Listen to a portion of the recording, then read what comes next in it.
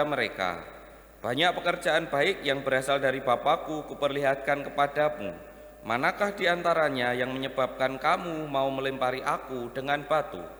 Jawab orang-orang Yahudi, "Bukan karena suatu perbuatan baik maka kami mau melempari engkau, melainkan karena engkau menghujat Allah dan karena engkau menyamakan dirimu dengan Allah meskipun engkau hanya seorang manusia." Kata Yesus kepada mereka, "Tidakkah ada tertulis dalam kitab Tauratmu, Aku telah bersabda, kamu itu Allah?" Padahal kitab suci tidak dapat dibatalkan. Maka jika mereka tempat sabda itu disampaikan disebut Allah, masihkah kamu berkata kepada Dia yang dikuduskan Bapa dan yang telah diutusnya ke dunia, engkau menghujat Allah? Karena aku telah berkata, aku ini putra Allah? Jika aku tidak melakukan pekerjaan-pekerjaan Bapakku, janganlah percaya padaku. Tetapi jika aku melakukannya dan kamu tidak mau percaya kepadaku, percayalah akan pekerjaan-pekerjaan itu, supaya kamu dapat mengetahui dan memahami bahwa Bapa ada dalam diriku dan aku dalam Bapa. Sekali lagi mereka mencoba menangkap Yesus, tetapi ia luput dari tangan mereka. Kemudian Yesus pergi lagi ke seberang Yordan, ke tempat Yohanes dulu membaptis orang, lalu tinggal di situ. Banyak orang datang kepadanya dan berkata, "Yohanes memang tidak membuat satu tanda pun, tetapi semua yang pernah dikatakan Yohanes tentang orang itu benar." Dan banyak orang di situ percaya kepadanya. Demikianlah sabda Tuhan, terpujilah Kristus.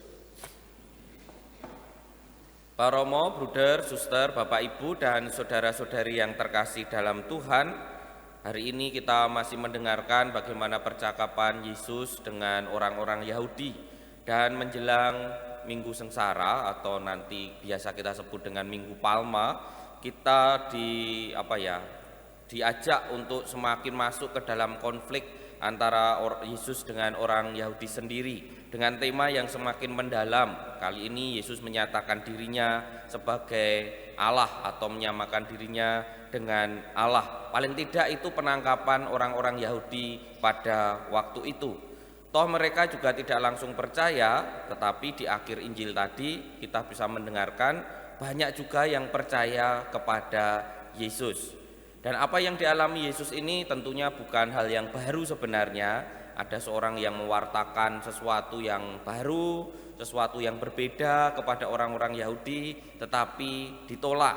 Kita bisa lihat dalam bacaan pertama tadi, Nabi Yeremia itu juga ditolak, dicari-cari kesalahannya dan lain sebagainya. Dan hampir semua nabi juga merasakan seperti itu. Nanti bisa dicek dalam kitab para nabi itu, hampir semua nabi pewartaannya itu ada yang menolak tapi juga ada yang percaya. Apa yang disampaikan para nabi itu juga akhirnya banyak orang yang menyadarinya bahwa nubuat-nubuat mereka benar, terutama juga nubuat tentang Yesus sendiri. Dari hal itu saya mengatakan bahwa apa yang menjadi panggilan kita, panggilan dasar kita, yaitu mewartakan sabda Tuhan, itu menjadi sebuah tantangan sendiri bagi kita. Mungkin kita sebagai pengikut Kristus itu tidak selamanya enak, ada banyak tantangan. Tidak perlu memikirkan sesuatu yang terlalu besar, misalnya menjadi seperti Nabi atau menjadi seperti Santo Santa atau menjadi seperti Yesus, tidak perlu. Tapi dalam hidup kita sehari-hari untuk konsisten berbuat baik saja itu tantangannya banyak. Untuk konsisten melaksanakan perintah Yesus saja itu tantangannya banyak. Atau untuk berubah menjadi lebih baik saja itu tantangannya banyak. Seperti yang sering saya ceritakan, kadangkala kita belum baik, mau jadi baik, ada yang numben-numben gitu, tumben kok gini, kok gitu, kayak gitu itu. Dan ketika kita sudah baik, ada saja juga yang masih saja mengatakan orang itu kok beda ya sama yang lainnya. Iya kok ora umum, ora kaya umume wong liyane. Ada saja orang-orang yang melakukan itu. Bagi saya secara pribadi, ya itulah yang dialami oleh Nabi Yeremia dan Yesus. Skalanya memang tentu lebih besar Nabi Yeremia dan Yesus. Tetapi kita pun juga mengalami saat kita mau mewartakan kabar gembira, saat kita mau konsisten dalam sabda Tuhan, saat kita berupaya untuk membuat orang-orang lain juga semakin mengenal Yesus. Pasti ada orang yang mungkin menolak, yang membuat kita tidak nyaman. Tetapi yang kedua adalah pasti juga ada yang percaya. Pasti juga ada yang kemudian berupaya untuk mengikuti apa yang kita lakukan maupun apa yang kita sampaikan. Nah, pertanyaannya adalah bagaimana daya tahan kita untuk tetap bersama Tuhan, untuk mewartakan kabar gembira itu.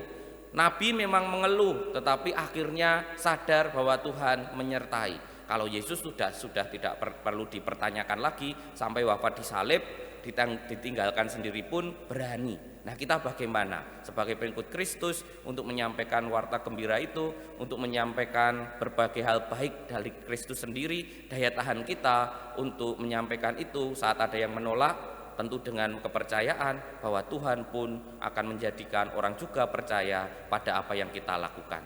Mari mohon kepada Tuhan agar kita diberi daya tahan untuk konsisten dalam sabda Tuhan, untuk berbuat baik dan untuk mewartakan sabda itu. Kita hening sejenak.